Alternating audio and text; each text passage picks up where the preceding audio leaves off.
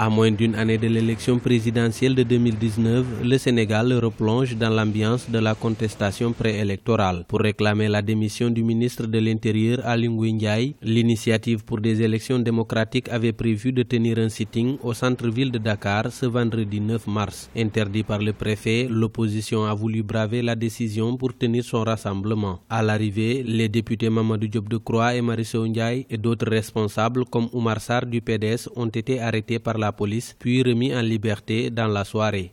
Malgré l'interdiction, nous avons décidé, en tant qu'opposition sénégalaise, de nous faire entendre et d'exprimer notre opinion par rapport à l'organisation des élections. Nous avions dit que le ministre actuel, Aly Ngouille Ndiaye, doit quitter parce qu'il n'est pas en mesure d'organiser des élections libres et transparentes. Malheureusement, la semaine dernière, il a fait une déclaration tellement partisane qui l'a disqualifié et définitivement. C'est pour cela que nous exigeons encore la mise en place d'une autorité indépendante pour véritablement organiser des élections libres et démocratiques. Les forces de l'ordre très mobilisées aux alentours du ministère de l'Intérieur et dans le centre-ville de la capitale sénégalaise ont dispersé les manifestants à coups de grenades lacrymogènes. Une situation dénoncée par l'opposition qui qualifie l'interdiction de son rassemblement de dictature. Le paradoxe ici, c'est que ceux qui étaient au pouvoir à l'époque où cet arrêté d'interdiction avait été pris, c'est eux qui essaient de le violer aujourd'hui.